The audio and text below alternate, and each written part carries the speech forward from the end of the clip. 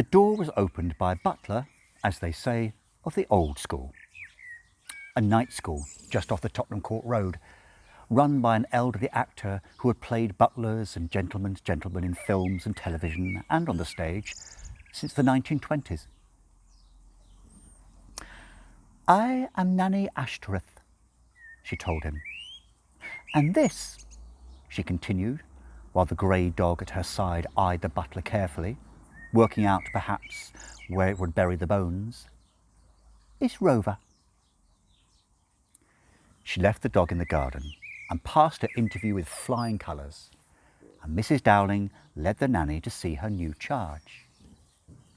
She smiled unpleasantly. "What a delightful child," she said. "He'll be wanting a little tricycle soon." By one of those coincidences, another new member of staff arrived the same afternoon.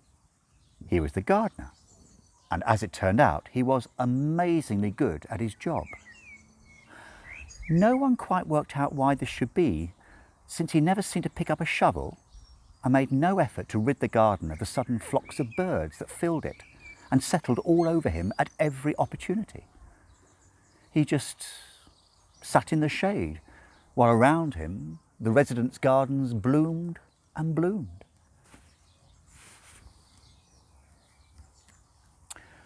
Warlock used to come down to see him when he was old enough to toddle and Nanny was doing whatever it was she did on her afternoons off. "This here's Brother Slug," the gardener would tell him, "and this tiny little critter is Sister Potato Weevil. Remember, Warlock, as you walk your way through the highways and byways of life's rich and fulsome path, to have love and reverence for all living things." "Nanny says that living things is fit only to be ground under my heels, Mr. Francis," said little Warlock, stroking Brother Slug and then wiping his hand conscientiously on his Kermit the Frog overall.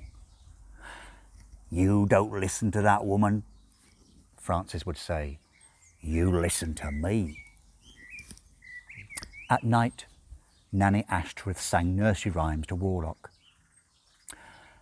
"Oh, the grand old Duke of York, he had 10,000 men. He marched them up to the top of the hill and crushed all the nations of the world and brought them under the rule of Satan, our master. This little piggy went to Hades. This little piggy stayed home. This little piggy ate raw and steaming human flesh. This little piggy violated virgins. And this little piggy clambered over a heap of dead bodies to get to the top."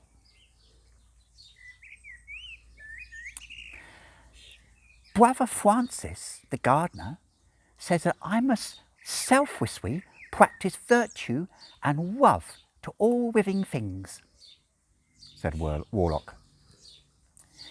"You don't listen to that man, darling," the nanny would whisper as she tucked him into his little bed. "You listen to me."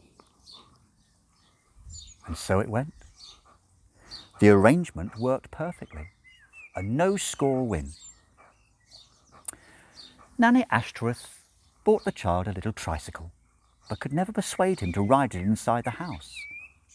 And he was scared of Rover. In the background, Crowley and Aziraphale met on the tops of buses and in art galleries and at concerts, compared notes and smiled. When Warlock was 6, his nanny left, taking Rover with her. The gardener handed his notice of resignation in the same day. Neither of them left with quite the same spring in their step with which they'd arrived. Warlock now found himself being educated by 2 tutors. Mr. Harrison taught him about Attila the Hun, Vlad Dracul, and the darkness intrinsicate in the human spirit.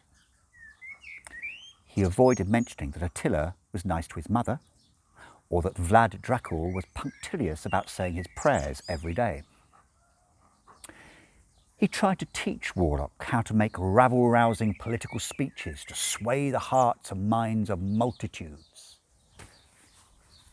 Mr. Cortese taught him about Florence Nightingale, except for the bits about syphilis, Abraham Lincoln, and the appreciation of art. He tried to teach him about free will, self-denial, and doing unto others as you would wish them to do to you.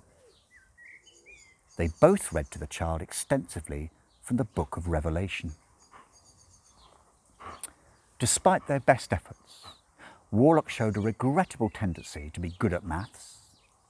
Neither of his tutors were entirely satisfied with his progress. When Warlock was 10, he liked baseball. He liked plastic toys that transformed into other plastic toys, indistinguishable from the first set of plastic toys, except to the trained eye. He liked his stamp collection.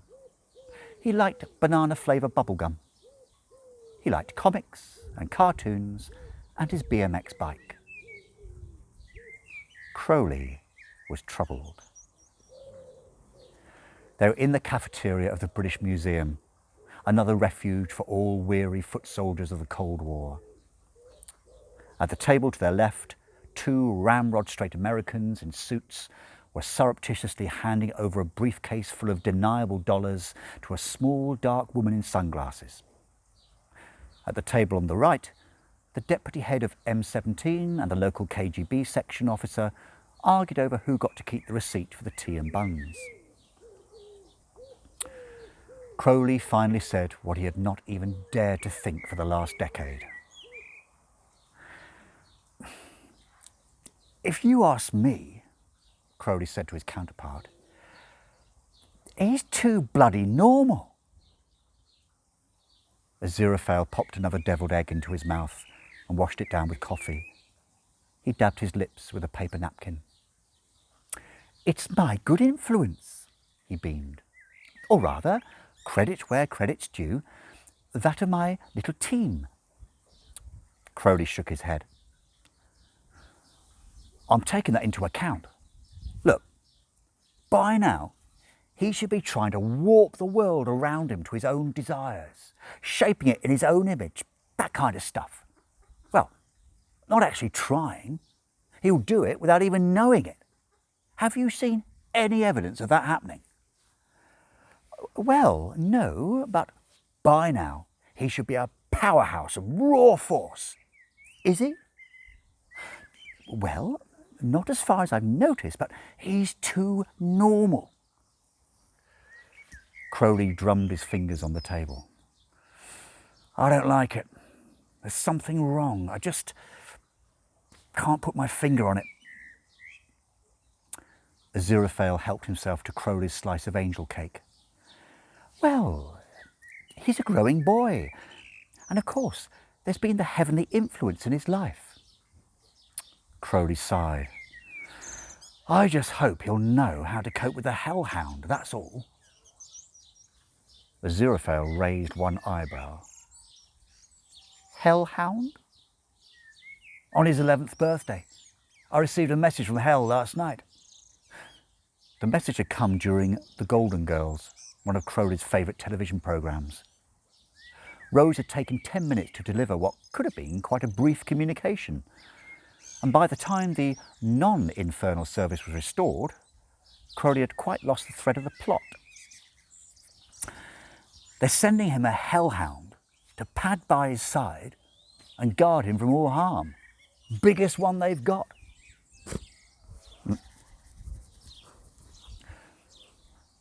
"Won't people remark on the sudden appearance of a huge black dog? His parents, for a start."